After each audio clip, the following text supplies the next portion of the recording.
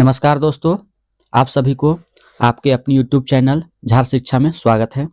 तो चलिए आज हम लोग झारखंड माध्यमिक आचार्य के लिए top 100 one liner question answer करते हैं, जिसमें से हम लोग देखेंगे प्लेटो, अरस्तु, मार्क्स, कौटिल्य, महात्मा गांधी, B.R. अम्बेडकर और जयप्रकाश नारायण के इम्पोर्टेंट क्वेश्चन आंसर्स को, जो कि आपके एग्जाम में काफ़ी लाभदायक होगा।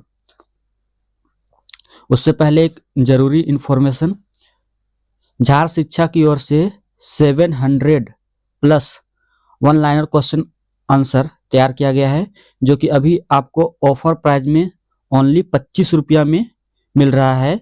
जिनको भी लेना है वो 8271113645 पे कॉल करके इसको ले सकते हैं।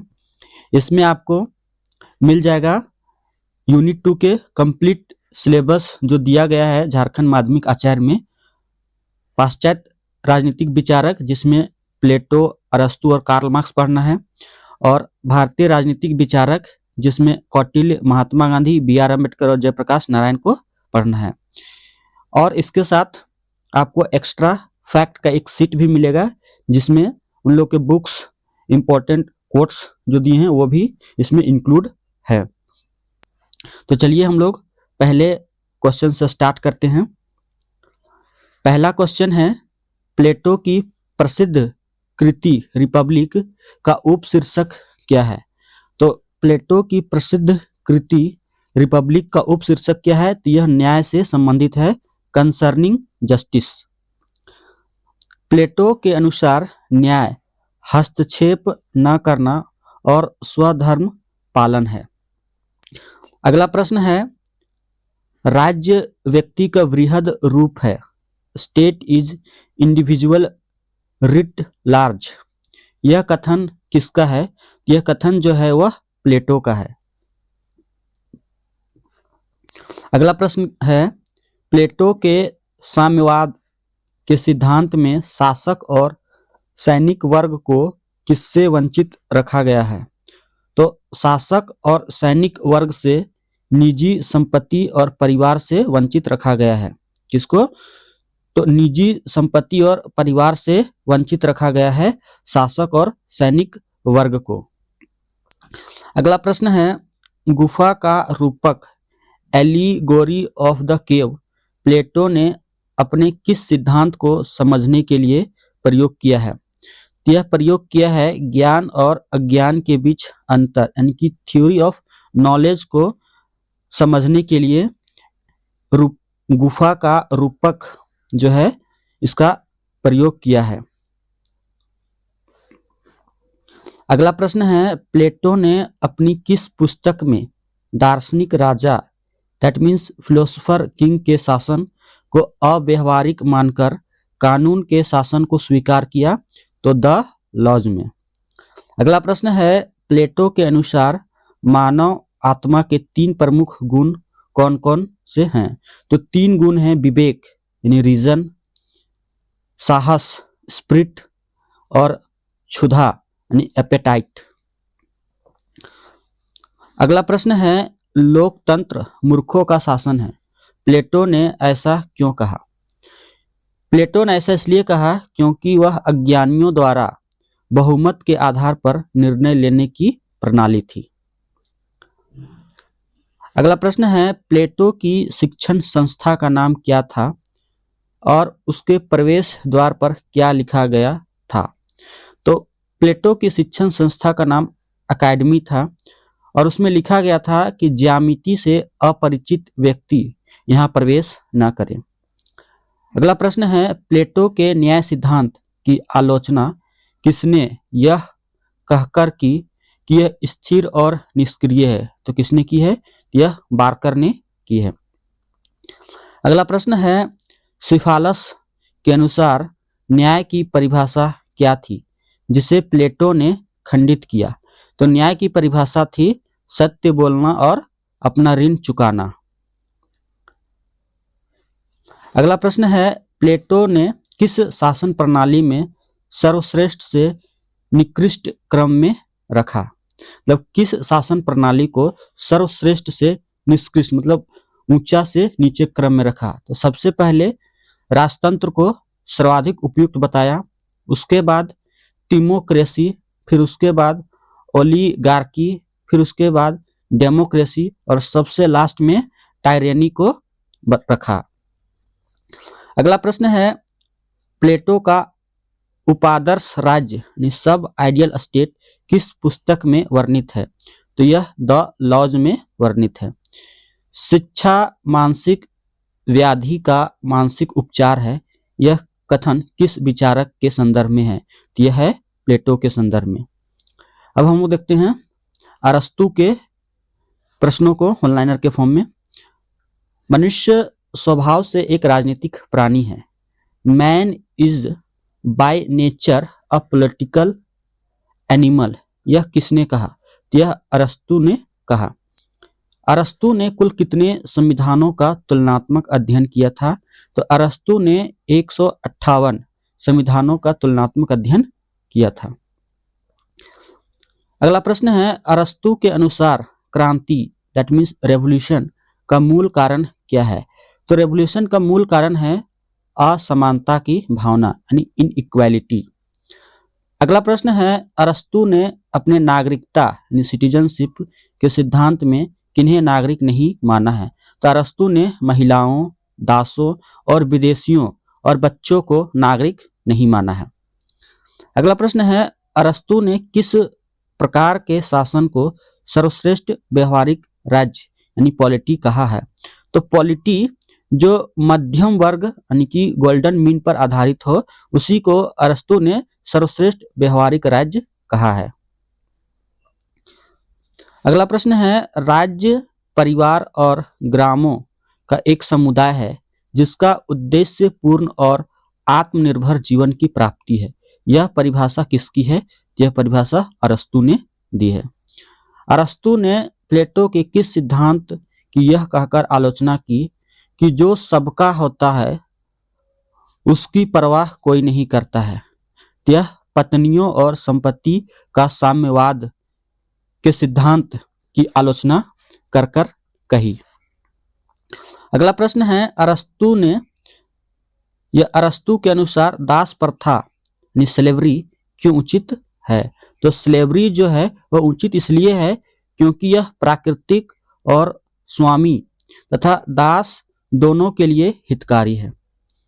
अगला प्रश्न है, अरस्तु की प्रसिद्ध पुस्तक पॉलिटिक्स कितने भागों में विभाजित है? तो पॉलिटिक्स जो है यह 8 भागों में विभाजित है। कानून वासना रहित विवेक है। Law is reason without passion, यह कथन किसका है? यह कथन जो है यह अरस्तु का है। अगला प्रश्न है, अरस्तु ने सरकार के विकृत रूपों में भीड़ तंत्र यानी डेमोक्रेसी को किसका विकृत रूप माना है? तो अरस्तु ने विकृत रूपों में भीड़ तंत्र पॉलिटी को माना है। अगला प्रश्न है, वितरणकारी न्याय यानी डिस्ट्रीब्यूटिव जस्टिस का संबंध अरस्तु के अनुसार किससे है? इसका संबंध है योग्यता और योगदान के आधार पर पद और पुरस्कार का वितरण। अगला प्रश्न है, अरस्तु के अनुसार राज्य का विकास किस क्रम में हुआ है? तो अरस्तु के अनुसार राज्य का जो विकास है पहले परिवार, फिर ग्राम और फिर राज्य के क्रम में हुआ है। अगला प्रश्न अब हम लोग देखते हैं कार्ल मार्क्स के बारे में। दुनिया के मजदूरों एक हो जाओ, तुम्हारे पास खोने के लिए कुछ नहीं है सिवाय अपनी जंजीरों के, यह किस पुस्तक में लिखा है? यह कम्युनिस्ट मैनिफेस्टो में लिखा गया है जो कि 1848 में प्रकाशित हुई थी। मार्क्स का द्वंद्वात्मक भौतिकवाद डाइलेक्ट्रिकल मैटेरियलिज्म किस विचार से प्रभावित था? यह हेगल के द्वंद्ववाद और फ्यूअरबैक के भौतिकवाद के विचार से प्रभावित था। अगला प्रश्न है, अब तक के सभी समाजों का इतिहास वर्ग संघर्ष का इतिहास है, यह कथन किसका है? यह कथन जो है कार्ल मार्क्स और फ्रेडरिक एंगल्स का है। अगला प्रश्न है, मार्क्स ने अतिरिक्त मूल्य यानी सरप्लस वैल्यू का सिद्धांत अपनी किस पुस्तक में दिया है? तो यह दास कैपिटल में दिया है। किसमें? तो दास कैपिटल में दिया है। अगला प्रश्न है, धर्म लोगों के लिए अफीम है, religion is the opium of the people. Marks ने ऐसा क्यों कहा? तो मार्क्स ने ऐसा इसलिए कहा क्योंकि धर्म शोषित वर्ग को उनकी दुर्दशा के प्रति निष्क्रिय बनाता है। अगला प्रश्न है, मार्क्स के अनुसार राज्य स्टेट की परिभाषा क्या है? राज्य शोषक वर्ग यानी पूंजीपतियों की कार्यकारी समिति है। अगला प्रश्न है, ऐतिहासिक भौतिकवाद के अनुसार समाज के विकास का सही क्रम क्या है? तो ऐतिहासिक भौतिकवाद के अनुसार समाज का जो विकास क्रम है वह है आदिम साम्यवाद, उसके बाद दास समाज, फिर सामंतवाद, फिर उसके बाद पूंजीवाद, फिर समाजवाद और फिर साम्यवाद। अगला प्रश्न है, मार्क्स ने अलगाव एलिनेशन के सिद्धांत में मजदूर को किन 4 चीजों से अलग बताया है? तो उत्पादन से, उत्पादन प्रक्रिया से, स्वयं से और समाज से। इन 4 चीजों से मार्क्स ने अलगाव के सिद्धांत में मजदूर को अलग बताया है। अगला प्रश्न है, आधार अधिरचना को निर्धारित करता है, बेस डिटरमाइंस सुपर स्ट्रक्चर। यहाँ आधार का क्या अर्थ है? तो आधार का अर्थ है उत्पादन के साधन और संबंध से, यानी कि आर्थिक ढांचा से। अगला प्रश्न है, यंग मार्क्स और ओल्ड मार्क्स के विचारों में अंतर किस विचारक ने स्पष्ट किया? तो यंग मार्क्स और ओल्ड मार्क्स के विचारों में अंतर लुई अल्थुसर ने किया। किसने? तो लुई अल्थुसर ने किया। दार्शनिकों ने अब तक दुनिया की केवल व्याख्या की है, सवाल इसे बदलने का है। यह किस थीसिस में है? यह थीसिस ऑन फ्यूअरबैक में है। किसमें? तो थीसिस ऑन फ्यूअरबैक में है। मार्क्स के अनुसार सर्वहारा की तानाशाही डिक्टेटरशिप ऑफ द प्रोलिटेरिएट किस चरण में स्थापित होगी? यह पूंजीवाद के विनाश के बाद और साम्यवाद के पहले, यानी कि संक्रमणकालीन अवस्था में यह स्थापित होगी। अगला प्रश्न है, पेरिस कम्यून 1871 को मार्क्स ने किसका प्रथम उदाहरण माना है? यह सर्वहारा के शासन का प्रथम उदाहरण माना है। अगला प्रश्न है, मार्क्स ने कम्युनिस्ट मैनिफेस्टो किसके साथ मिलकर लिखी? तो कम्युनिस्ट मैनिफेस्टो है ये फ्रेडरिक एंगल्स के साथ मिलकर लिखी। अब हम देखते हैं भारतीय राजनीतिक विचारक यानी कि इंडियन थिंकर्स से बनने वाले प्रश्नों को। उसमें से सबसे पहले हम लोग देखते हैं कौटिल्य से बनने वाले प्रश्नों को। कौटिल्य द्वारा रचित अर्थशास्त्र में कुल कितने अधिकरण और प्रकरण हैं? तो इसमें 15 अधिकरण और 180 प्रकरण हैं। अगला प्रश्न है, कौटिल्य के सप्तांग सिद्धांत में राज्य के 7 अंग कौन से हैं? तो कौटिल्य के सप्तांग सिद्धांत में राज्य के 7 अंग जो हैं वह है स्वामी, अमात्य, जनपद, दुर्ग, कोष, दंड या सेना और मित्र है। कौन कौन? तो स्वामी, अमात्य, जनपद, दुर्ग, कोष, दंड यानी सेना और मित्र। अगला प्रश्न है, मंडल सिद्धांत में कुल कितने प्रकार के राज्यों की कल्पना की गई है? तो मंडल सिद्धांत में कुल 12 राज्यों का समूह की कल्पना की गई है, जिसे विजिगिसु के संदर्भ में इसकी कल्पना की गई है। अगला संदर्भ, कौटिल्य ने भ्रष्टाचार की तुलना किससे की है? तो कौटिल्य ने भ्रष्टाचार की तुलना जैसे जीभ पर रखे शहद को न चखना असंभव है, वैसे ही अधिकारी द्वारा धन न खाना असंभव है। अगला प्रश्न है, कौटिल्य ने धर्मस्थ्य और कंटक शोधन का प्रयोग किसके लिए किया है? तो धर्मस्थ्य और कंटक शोधन का प्रयोग जो है ये न्यायालयों के प्रकार यानी कि दीवानी और फौजदारी के लिए किया है। अगला प्रश्न है, अर्थशास्त्र के अनुसार षाटगुण्य नीति 6 फोल्ड पॉलिसी का द्वैधी भाव क्या है? इसका द्वैधी भाव है एक राजा से संधि और दूसरे से युद्ध करने की नीति। अगला प्रश्न है, कौटिल्य ने राज्य की उत्पत्ति के किस सिद्धांत का समर्थन किया है? तो यह सामाजिक समझौता सिद्धांत का समर्थन किया है। प्रजा ने मनु को राजा चुना। अगला प्रश्न है, कौटिल्य के अनुसार जासूसों यानी गुप्तचर के दो प्रमुख प्रकार कौन से हैं? तो गुप्तचर के दो प्रमुख प्रकार है संस्था और संचारा। संस्था यानी कि एक स्थान पर रहने वाले और संचारा दैट मीन्स भ्रमण करने वाले। अगला प्रश्न है, अर्थशास्त्र मुख्य रूप से किस विषय की पुस्तक है? तो अर्थशास्त्र जो है यह लोक प्रकाशन कूटनीति यानी पब्लिक एडमिनिस्ट्रेशन एंड डिप्लोमेसी की पुस्तक है। अगला प्रश्न है, कौटिल्य के अनुसार अरि और मित्र राज्य मंडल में कहाँ स्थित होते हैं? तो अरि दैट मीन्स शत्रु सामने होता है और मित्र उसके आगे होता है। अगला प्रश्न है, कौटिल्य ने राजा की दिनचर्या को कितने भागों में बांटा है? तो कौटिल्य ने राजा की दिनचर्या को दिन और रात को 8-8 घड़ियों में बांटा है यानी कि 8-8 भागों में बांटा है। अगला प्रश्न है, प्रजा के सुख में ही राजा का सुख है, यह प्रसिद्ध पंक्ति किस ग्रंथ की है? यह अर्थशास्त्र की है। कौटिल्य ने राजदूतों को क्या संज्ञा दी है? तो कौटिल्य ने राजदूतों को मुख यानी कि राजा का मुख कहा है।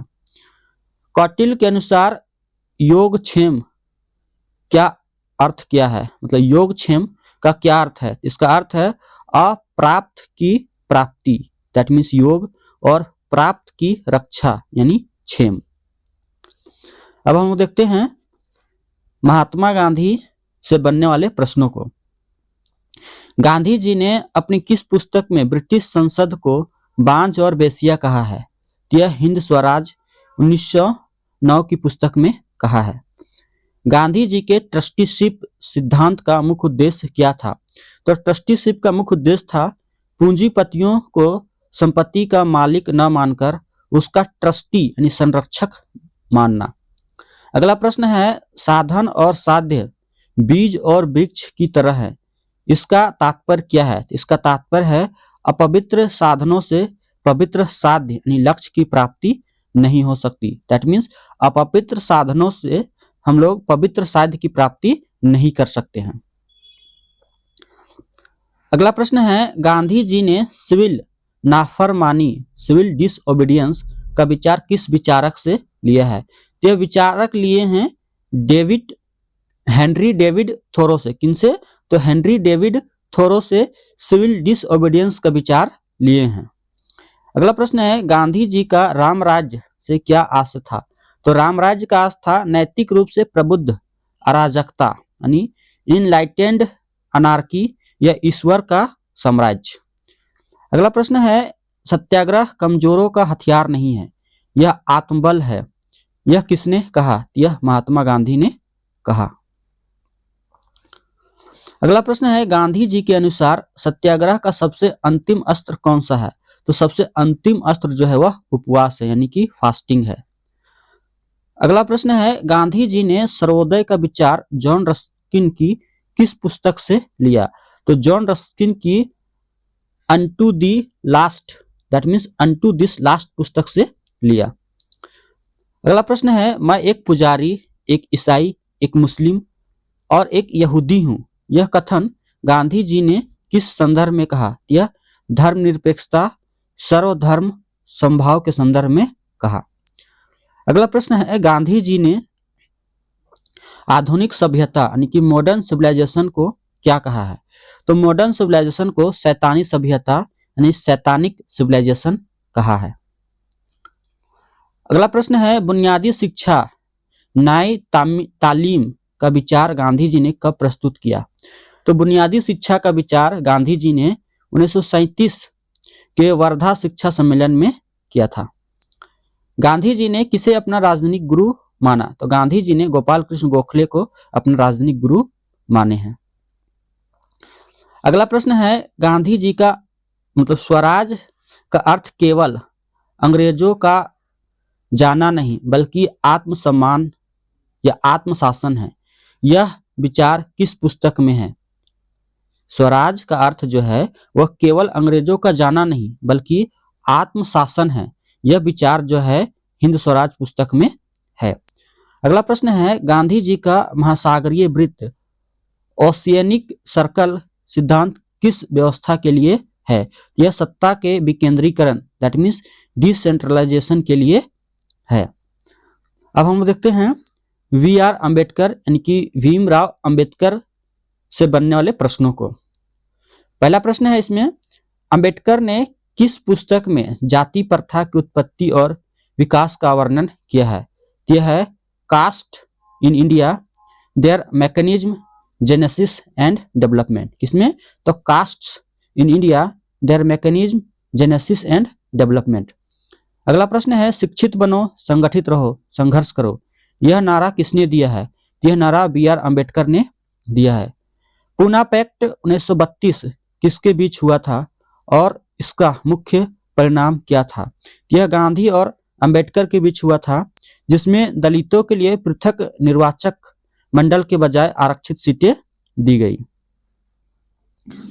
अगला प्रश्न है, अंबेडकर ने संविधान की आत्मा किस अनुच्छेद को कहा है? तो अंबेडकर ने संविधान की आत्मा अनुच्छेद 32 संवैधानिक उपचारों के अधिकार को कहा है। राज्य समाजवाद स्टेट सोशलिज्म का विचार अंबेडकर ने किस दस्तावेज में दिया है? यह है स्टेट्स एंड माइनॉरिटीज में, जो कि 1947 में दिया गया था। किसमें? स्टेट्स एंड माइनॉरिटीज में अंबेडकर ने राज्य समाजवाद का विचार दिया है। अगला प्रश्न है, जाति कोई ईंटों की दीवार नहीं है, यह एक मानसिक अवस्था है। यह किस पुस्तक का अंश है? यह पुस्तक है एनहिलेशन ऑफ कास्ट। किसकी? तो एनहिलेशन ऑफ कास्ट की है। अगला प्रश्न है, अंबेडकर ने मनुस्मृति को सार्वजनिक रूप से कब जलाया था? तो अंबेडकर ने मनुस्मृति को 25 दिसंबर 1927 को महार सत्याग्रह के दौरान जलाया था। अगला प्रश्न है, अंबेडकर ने लोकतंत्र को क्या परिभाषित किया? तो लोकतंत्र को अंबेडकर ने कहा, लोकतंत्र केवल सरकार का रूप नहीं बल्कि साथ रहने का एक ढंग है। अगला प्रश्न है, मूक नायक बहिष्कृत भारत पत्रिकाओं का संपादन किसने किया? यह अंबेडकर ने किया। अंबेडकर ने बौद्ध धर्म कब स्वीकार किया? तो अंबेडकर ने बौद्ध धर्म 14 अप्रैल 1956 को नागपुर में स्वीकार किया। अगला प्रश्न है, अंबेडकर के अनुसार भारत में लोकतंत्र की सफलता के लिए सबसे बड़ी बाधा क्या है? तो सबसे बड़ी बाधा है सामाजिक असमानता और जाति प्रथा। अगला प्रश्न है, labour party independent labour party की स्थापना किसने की? तो इंडिपेंडेंट लेबर पार्टी की स्थापना अंबेडकर ने 1936 में की थी। अंबेडकर ने किस अनुच्छेद के तहत समान नागरिक संहिता यूसीसी का समर्थन किया था? तो अनुच्छेद 44 के तहत समान नागरिक संहिता का समर्थन किया था। किसमें? तो संविधान सभा में। अगला प्रश्न है, राजनीतिक अत्याचार सामाजिक अत्याचार की तुलना में कुछ भी नहीं है। यह किसका कथन है? यह बी.आर. अंबेडकर का कथन है। अगला प्रश्न है, जयप्रकाश नारायण के से बनने वाले प्रश्नों को अब हम लोग देखेंगे। पहला प्रश्न इसमें, जेपी नारायण ने संपूर्ण क्रांति टोटल रिवॉल्यूशन का नारा कब और कहां दिया? यह 5 जून 1974 को पटना के गांधी मैदान में दिया। अगला प्रश्न है, दल विहीन लोकतंत्र पार्टी लेस डेमोक्रेसी की अवधारणा जयप्रकाश नारायण ने किस विचारक से ग्रहण किया? यह एम.एन. रॉय और महात्मा गांधी के विचार से ग्रहण किया। अगला प्रश्न है, जयप्रकाश नारायण ने अपनी किस पुस्तक में भारतीय राजनीति में पुनर्निर्माण का खाका खींचा? तो अ plea for reconstruction of Indian polity. किसमें? तो अ plea for reconstruction of Indian polity में। अगला प्रश्न है संपूर्ण क्रांति के अंतर्गत कितनी क्रांतियां शामिल थी? तो इसमें 7 क्रांतियां शामिल थी। सामाजिक क्रांति, आर्थिक क्रांति, राजनीतिक क्रांति, सांस्कृतिक क्रांति, वैचारिक क्रांति, शैक्षिक क्रांति और आध्यात्मिक क्रांति। कुल कितनी क्रांतियां थी? तो टोटल 7 क्रांतियां थी। जयप्रकाश नारायण ने किस समाजवादी विचार या समाजवादी समूह के संस्थापक सदस्यों में से एक थे? यह कांग्रेस सोशलिस्ट पार्टी 1934 के संस्थापक सदस्यों में से एक थे। अगला प्रश्न है सच्चा स्वराज वही है जो बहुमत के नहीं बल्कि सभी के सहयोग पर आधारित है। यह जयप्रकाश नारायण के किस विचार से मेल खाता है? यह सर्वोदय के विचार से मेल खाता है। अगला प्रश्न है 1975 के आपातकाल के विरोध में जयप्रकाश नारायण ने किस आंदोलन का नेतृत्व किया? तो बिहार आंदोलन का नेतृत्व किया था। जयप्रकाश नारायण ने विनोबा भावे के किस आंदोलन में सक्रिय रूप से भाग लिया और अपना जीवन समर्पित किया? तो भूदान आंदोलन और जीवन दान आंदोलन में सक्रिय रूप से भाग लिए और आजीवन यानी अपने जीवन भर समर्पित किए। जेपी आंदोलन या जेपी के अनुसार लोक शक्ति पीपल्स पावर का क्या कार्य है? पीपल्स पावर का कार्य है राज्य शक्ति पर नियंत्रण रखना। क्या है? तो राज्य शक्ति पर नियंत्रण रखना।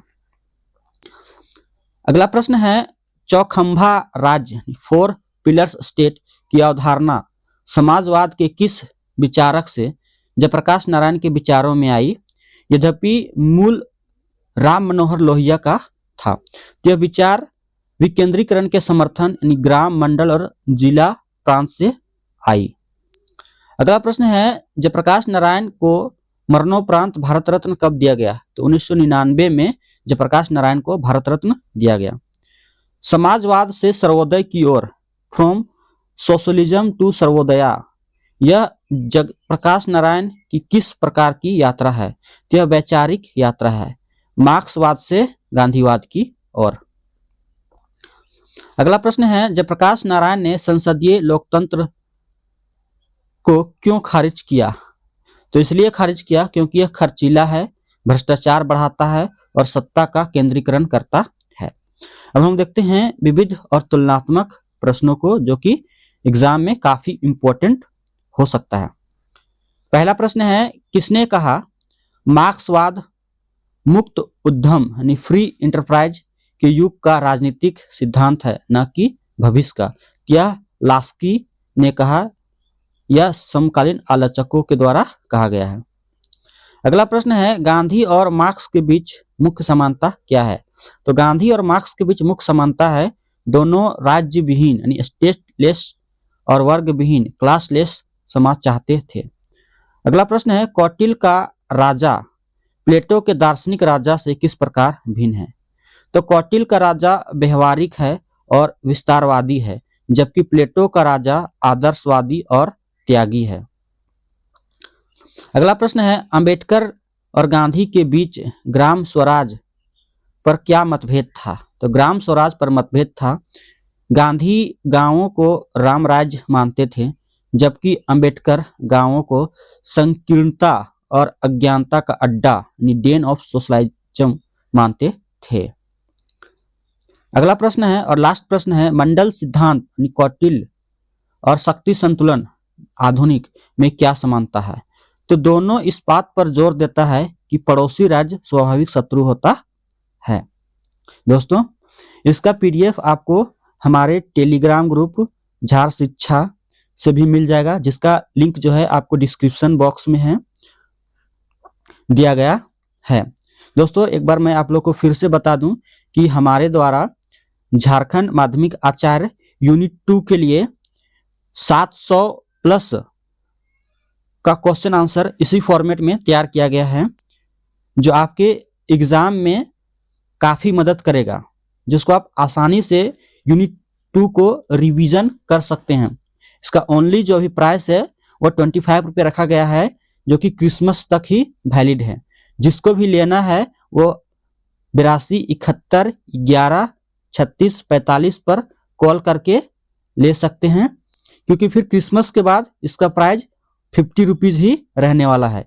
इसमें आपको यूनिट 2 के संपूर्ण सिलेबस में जो दिया गया है उसको कवर किया गया है, जिसमें से पाश्चात्य राजनीतिक विचारक में प्लेटो, अरस्तु, कार्ल मार्क्स और भारतीय राजनीतिक विचारक में कौटिल्य, महात्मा गांधी, अंबेडकर और जयप्रकाश नारायण के इंपॉर्टेंट प्रश्नों को और फैक्ट्स को सम्मिलित करके बहुत ही मेहनत से बनाया गया है, जो कि आप लोग के लिए एग्जाम में यूनिट 2 से एक भी प्रश्न जो आएंगे वो नहीं छूटने सकता है। मतलब 100% आपको क्वेश्चन फंस ही जाएगा। तो जिन सभी को लेना है वो कॉल कर सकते हैं। वीडियो देखने के लिए आप सभी को धन्यवाद। जय हिंद, जय भारत।